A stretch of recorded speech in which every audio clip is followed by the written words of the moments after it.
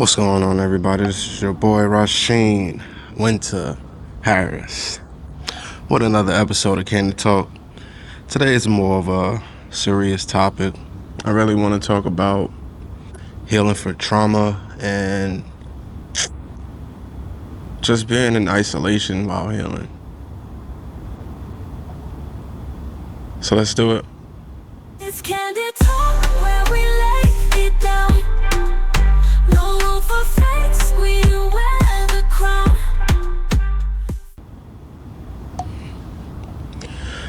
If you've seen in my previous videos, I've said I've been through a lot of things, from abuse, molestation as a kid, bullying, mental and physical, more physical than mental in my opinion. Well, not even opinion, because growing up, I was pretty sharp, I was pretty witty, but whenever somebody couldn't mentally bully me, I was pretty small. I didn't have a growth spurt until like 13, 14.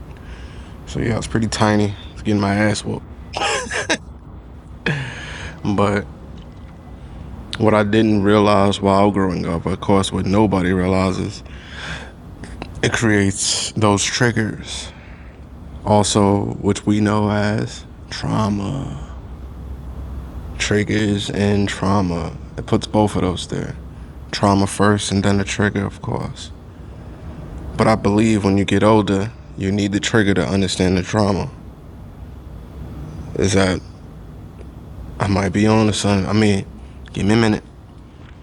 So you need those triggers to understand what's internally messed up with you, pretty much, right? Because otherwise, everything is okay. I'm good. I can keep going. Let me just go forward.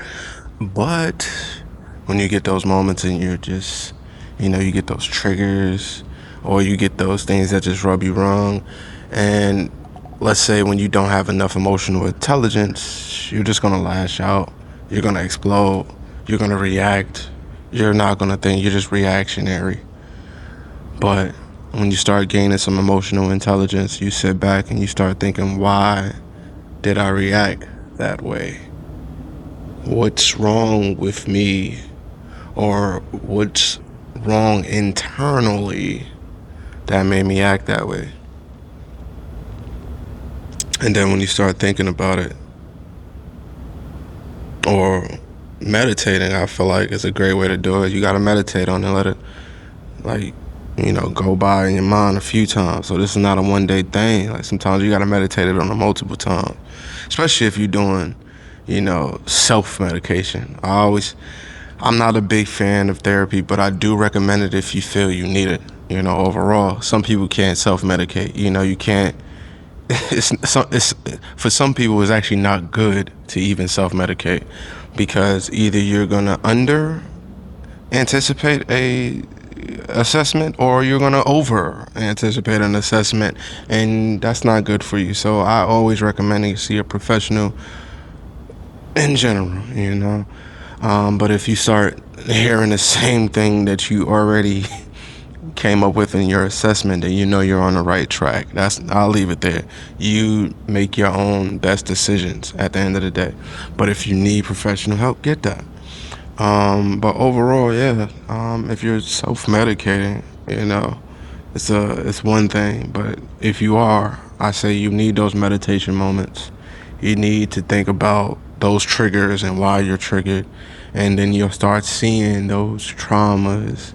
That's a roadblock, pretty much.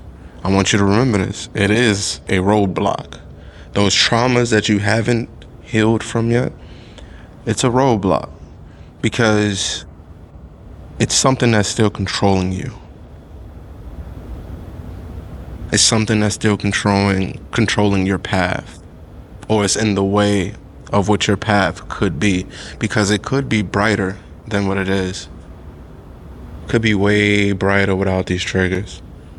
You probably could have way more different connections if these triggers are in the way of positive connections. Sometimes these triggers lead us to the wrong connections as well. It leads us running back to traumatized people, because trauma bonding is real, So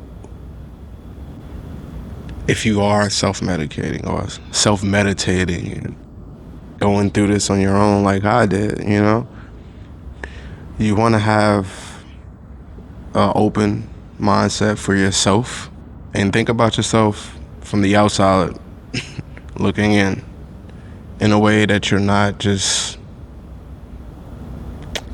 removing accountability from yourself or just being okay with it like it's life, it's an experience. No, that's not how we do better. We have to take accountability to grow. All right? The whole point of having these candid talks is for growth, right? So if we're going to healing leads to growth. Just like when you work out, you tearing the muscle down, breaking the body down so you can grow. When you going through the triggers, when you actually go through them, not run from them or react to them anymore.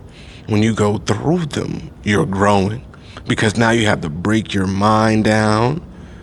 Then you have to break the reactionary feelings down to grow. What we here for? Growth.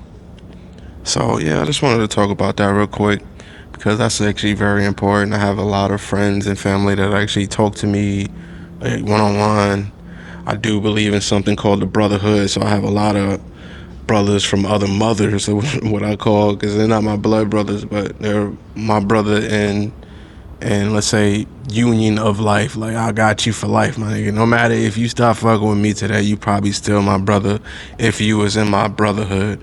You know what I mean? If I took some allegiance to you and I felt that you can be protected under me, even my sister, it's still brotherhood because I look at you like my sister, you know what I'm saying? Or shit, you know what I'm saying? You know what I mean? If you don't, then you're just not part of the brotherhood, you know what I'm saying? Sisterhood, brotherhood, because it flips. 'Cause I got some women that hold me down for life. They just look at me like, I got you for life. You know what I'm saying? We not blood, but at the same time, it's love. But yeah, it's your boy Rasheen Winter Harris, and I'm pretty much done with that topic for today. So overall, for those out there that are watching my videos, I wish you healing, I wish you growth, and I wish you success.